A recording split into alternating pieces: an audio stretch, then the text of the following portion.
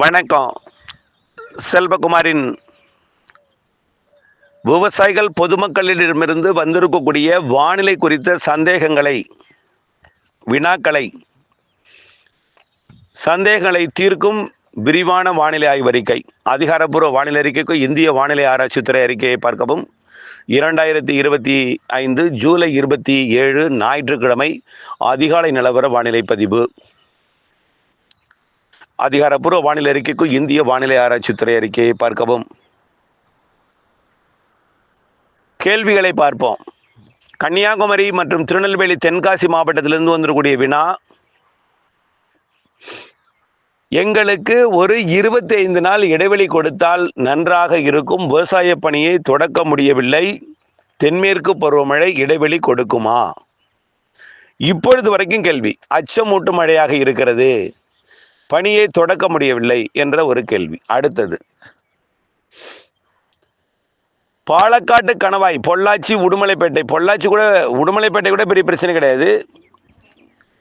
பாலக்காட்டு கணவாய், பொள்ளாச்சி, கிழக்கு இந்த பகுதிகளில் தொடர்ச்சியாக பெய்து கொண்டிருக்கக்கூடிய மழையும் இடைவெளி வேண்டும் என்கின்ற ஒரு கேள்வி. எப்பொழுது இடைவெளி கிடைக்கும்? அடுத்தது பார்த்தீங்கன்னா, தமிழ்நாட்டில் அனைத்து மாவட்டங்களில் இருந்தும் எங்களுக்கு மழை பெய்யுமான்னு எல்லா மாவட்டத்திலிருந்தும் எல்லா கிராமங்களிலிருந்தும் கேள்விகள் வந்த வண்ணமே இருக்கு. காற்று பகுதின்னு இல்லை, எந்த பகுதிக்குமே மழை இல்லை. காரணம் என்னன்னா, தென்மேற்கு பருவமழை ஆகஸ்ட்ல தான் தீவிரமாக இருக்கும். அது எல்லாமே ஜூன் ஜூலைல தீவிரமாகி மழையெல்லாம் பொழிந்து கேரளாவில் அணையெல்லாம் நிரப்பி உபரி நீர் எல்லா அணையிலிருந்தும் திறந்து விடப்பட்டிருக்கிறது. கேரளா மேற்கு தொடர்ச்சி மலையில் அரபிக்கடலுக்கும் போகுது, வங்கக்கடல் பகுதியை நோக்கி அதாவது மேற்கு தொடர்ச்சி மலையோட தமிழ்நாட்டின் அணைகளுக்கும் தண்ணீர் வருகிறது. ஆக எல்லா அணைகளும் நிரம்பி இருக்கு. நிரம்பாத அணையும் கொஞ்சம் தான் நிரம்ப வேண்டியிருக்கு. அதுவும் இன்னும் 2-3 நாள்ல நிரம்பிடும். உள்ள அணைகள் கண்டிப்பா வடகிழக்கு பருவமழை காலத்துல செப்டம்பர் மழையில நிரம்பிடும். அது எந்த கவலையும் வேண்டாம். இப்போ தென்மேற்கு பருவமழை இடைவெளி கிடைக்குமா அப்படிங்கிற கேள்வி. உறுதியாக இடைவெளி கிடைக்குங்கிறது தான் நம்முடைய தலைப்புச் செய்தியே. நேற்று முன்தினம் மழை பெய்யும் பொழுது நேற்று அதிகரிக்கும்னு சொன்னோம், அச்சமடைந்தீர்கள். அதிகரித்தது. 26 சென்டிமீட்டர் மழை அவலாஞ்சில பொழிந்திருக்கு. இந்த நிலையில நேற்றைய மழைப்பிடிவு தீவிரம் குறையும்னு சொல்லியிருக்கிறோம். இன்று நேற்றைய மழையில பாதியாக குறைந்துடும். நாளை இன்றைய மழையில பாதியாக குறைஞ்சிடும். 28, 29ஆம் தேதி முற்றிலுமாக நின்று போய்விடும். சும்மா சாரல் எங்கேயாவது ஒரு இடத்துல இருக்கும். லேசான மழை, இடிமழை பொழிவு போல இருக்கும், வெப்பச்சலன மழை பொழிவு போல இருக்கும். ஆக இன்றைக்கு மழை நேற்றில் பாதி, நாளைய மழை இன்றில் பாதியாக இருக்கும்.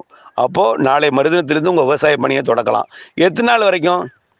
12ஆம் தேதி வரைக்கும். சார் அப்ப மழையே இல்லையா? அப்படி அல்ல.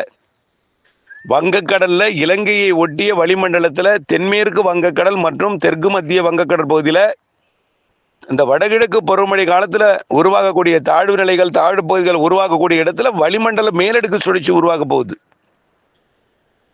வளிமண்டல மேலடுக்கு சுழற்சி உருவாகி தென்மேற்கு பருவமழையை தீவிரப்படுத்தாது.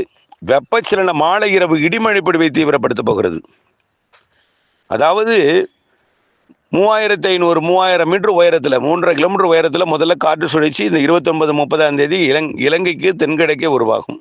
நிலநடுக்கோட்டை இந்திய பெருங்கடல்ல இலங்கைக்கு கிழக்கே தான் ஒரு குறிப்பிட்ட பகுதி நில வளிமண்டலத்தில் அப்படியே சுழலும். சூரியன் குத்துக்கது தெற்கே வர்றதுனால கடல் வெப்பம் உயர்ந்திருக்கு, வளிமண்டல சுழற்சிகள் உருவாகும் அப்படின்னு நம்ம சொல்லியிருக்கிறோம். அது ஆகஸ்ட் இறுதியிலேருந்து நம்ம எதிர்பார்த்தோம். ஆகஸ்ட் முற்பகுதியிலே வரப்போகுது. இதனால வரக்கூடிய முதல் வாரத்திலேயே வளிமண்டல சுழற்சி உருவாகி படிப்படியாக 3500 மீட்டர்லேருந்து 3000 மீட்டராகவும், பிறகு 2000 மீட்டராகவும், பிறகு 1500 மீட்டராகவும் இறங்கி வந்து கீழடுக்கு இடையடுக்கு சுழற்சியாக மாறிடும். கீழடுக்கு சுழற்சியாக ஆந்திர பிரதேசம் போகும். 2ஆக பிரிந்து அரபிக்கடலுக்கும் போக போகுது காற்று சுழற்சி. 2 பார்ட்டை பிரிஞ்சு அரபிக்கடலுக்கு ஒரு சுழற்சி, ஆந்திர பிரதேசத்துக்கு ஒரு சுழற்சி போயிடும். தமிழ்நாட்டுக்கு வராது. தமிழ்நாட்டுக்கு எப்போதும் வடகிழக்கு பருவமழை காலத்தில் தான் வரும்.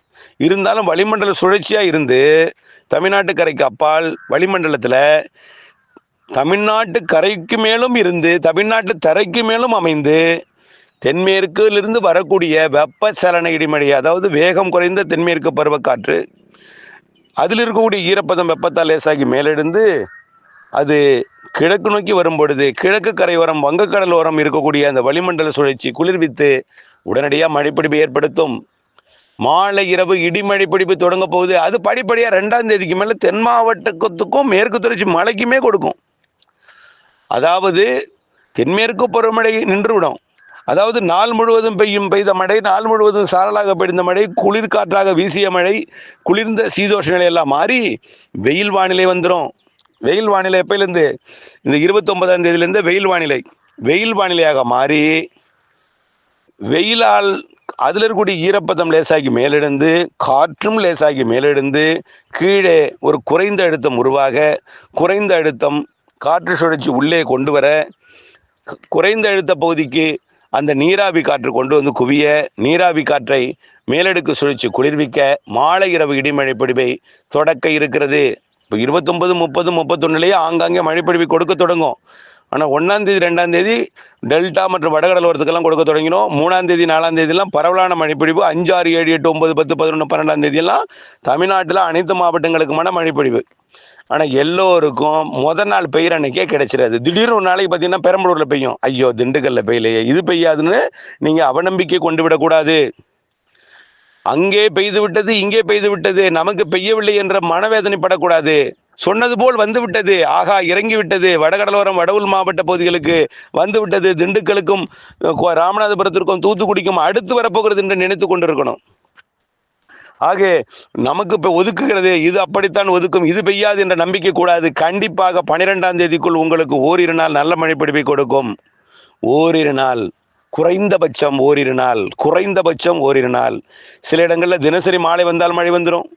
சில இடங்களில் இப்போ 1ஆம் தேதியிலிருந்து 12ஆம் தேதி வரைக்கும் 12 நாளும் சில இடத்துல மழை இருக்கும். தூரல் சாரல், ஒரு நாள் மிதமாக, ஒரு நாள் லேசாக, ஒரு நாள் கனமாக. சில இடங்களில் 11 நாளும் மழை இருக்கும். சில நாள் 10 நாள் மழை இருக்கும். சில இடங்களில் 9 நாள் மழை இருக்கும். சில இடங்களில் 8 நாள், 6 நாள், 5 நாள், 7 நாள், 6 நாள், 5 நாள், 4 நாள், 3 நாள், 2 நாள், 1 நாள். கண்டிப்பாக ஒரு நாளாவது உங்களுக்கு நல்ல மழை பொழிவை கொடுக்கும், இதுவரை மழை பெய்யாத இடங்களுக்கு என்பதை நீங்கள் புரிந்து கொள்ள வேண்டும். ஆக எல்லா கேள்விக்கும் இதில் விடை வந்துடும். எல்லா கேள்விக்கும் விடை வந்திருக்கும். மாலை இரவு தான். அறுவடை விவசாயிகள் அச்சப்படக்கூடாது. முற்பகலில் மழை இருக்காது. அதிகாலையில் கடலோர மழை இருக்கும். அதிகாலையில் ஆங்காங்கே மழை இருந்தாலும் காலை வந்ததும் விலகிடும். மீண்டும் மதியத்திலிருந்து மழை பிடிப்பு தொடங்கும். மாலை இரவு நள்ளிரவு அதிகாலையில் கொஞ்சம் கூடுதல் பரப்பில் கொடுக்கும். மீண்டும் காலை வந்ததும் விலகிடும். மீண்டும் மதியத்துக்கு மேலே மழை வரும். இப்படியே நாட்களை கடத்தும் 12ஆம் தேதி வரைக்கும். அந்த காற்று சுழற்சி கீழுக்கு சுழற்சியாக மாறி பிறகு காற்றழுத்த தாழ்வு நிலையாக ஆந்திர பிரதேசம், ஒடிசா போய் அப்படியே உள்ளே போகும் தீவிரமடைந்து. அப்போ தென்மேற்கு பருவமழை கேரளாவில் தீவிரமடையும். கேரள கடலோரமும் இந்த காற்று சுழற்சி ஒரு பகுதி பிரிந்து செல்லும் என்று எதிர்பார்க்கப்படுகிறது. ஆகவே குமரி கடல் வழியாக கேரளாவுக்கும் போக போகுது. தமிழ்நாட்டின் கடலோரத்துக்கு அப்பால் இருந்து வளிமண்டல சுழற்சியாக இருந்து கொண்டு அப்படியே ஆந்திர பிரதேசத்துக்கும் போக போகுது. இது எல்லாமே இந்திய வானிலை ஆய்வு நிறுவனம் விரைவிலே நடக்க இருப்பதை சொல்வார்கள், பொறுத்திருந்து வாருங்கள்.